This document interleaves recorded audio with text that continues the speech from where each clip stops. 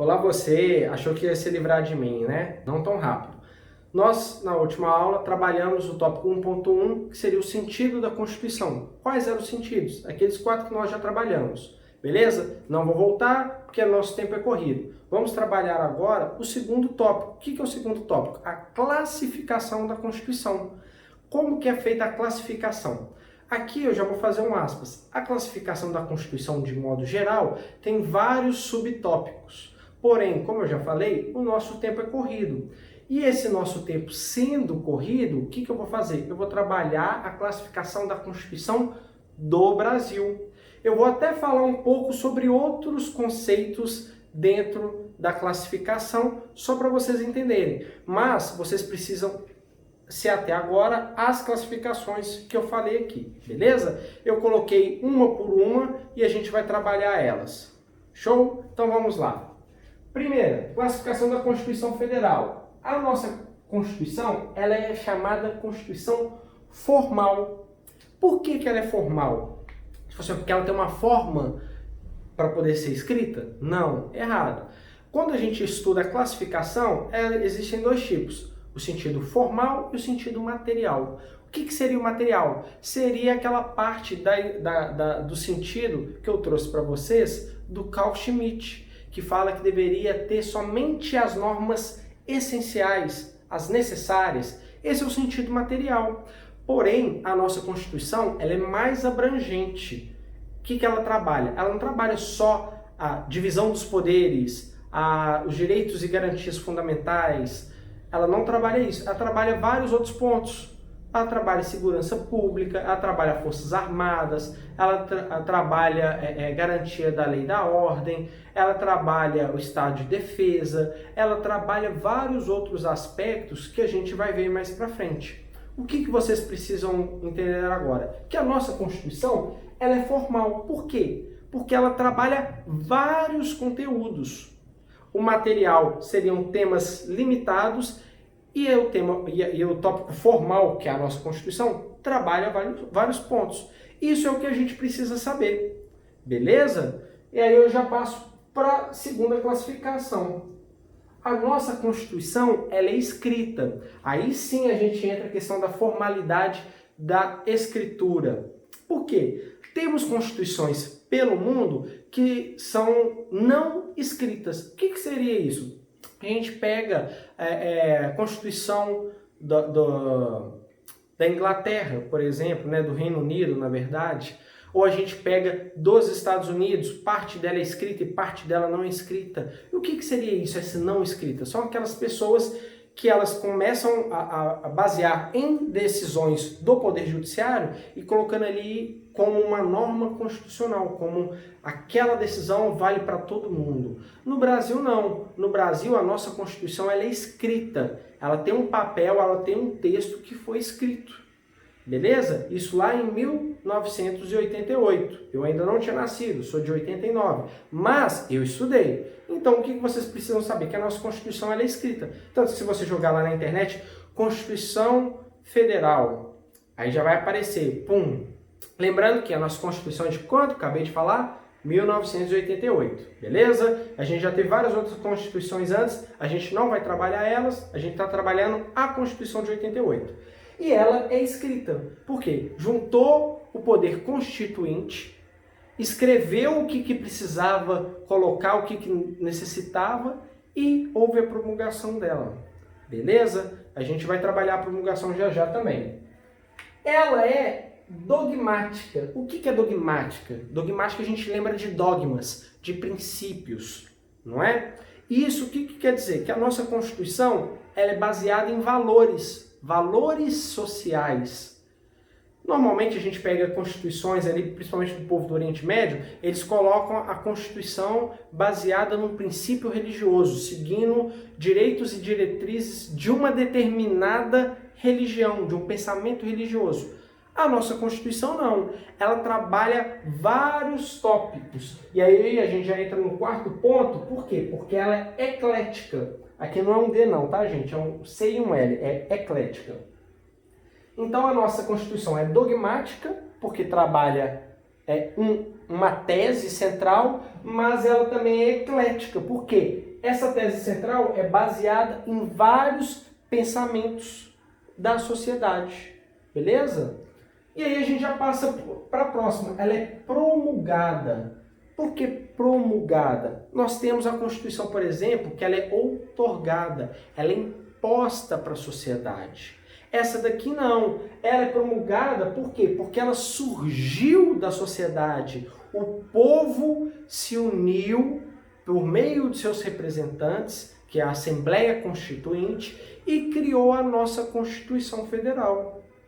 Beleza? É isso que vocês precisam guardar. Por que ela é promulgada? Porque foi a sociedade que colocou ela em vigor.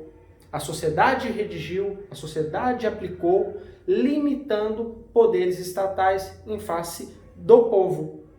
Tanto que a Constituição fala que o poder emana do povo e para ele deve ser exercido. Beleza?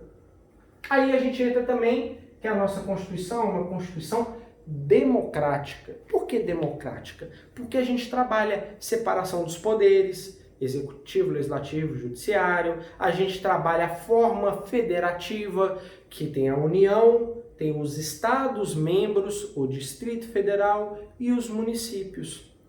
Isso quer dizer o quê? Você, como cidadão, vai poder eleger o seu representante na Câmara Municipal, na Assembleia Legislativa, na Câmara dos Deputados, no Senado Federal, na Prefeitura, no Governo, no Executivo Federal, beleza? Na Presidência, no caso.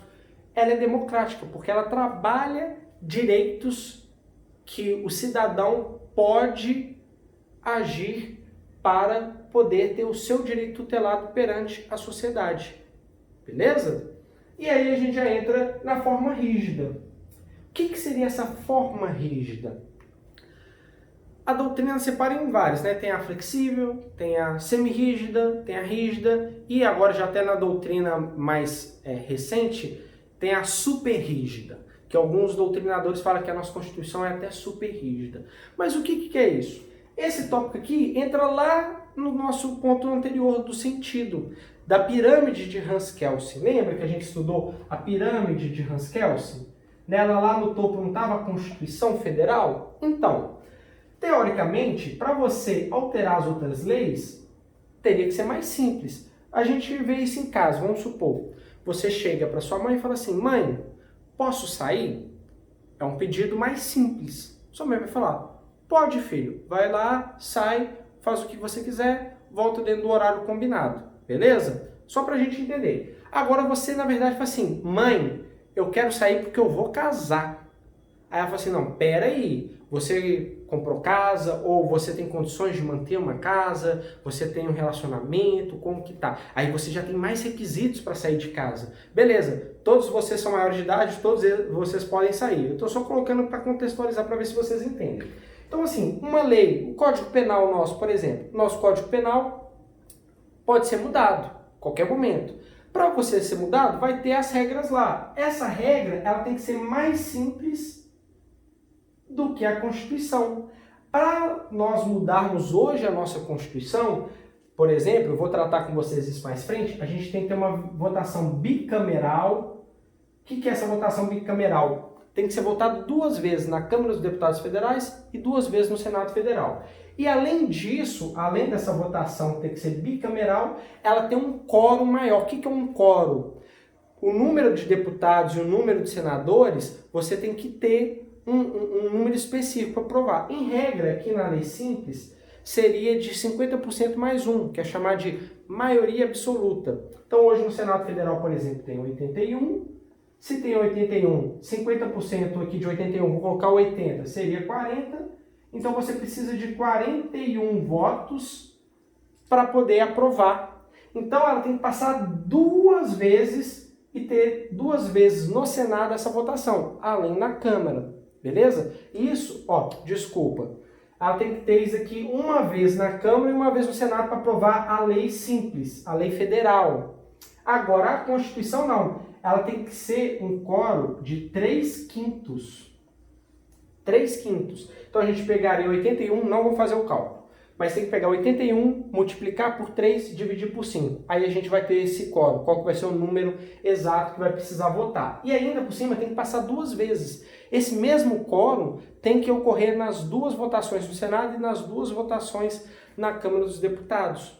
Então, para a gente mudar hoje a nossa Constituição, é mais difícil. E por que é mais difícil?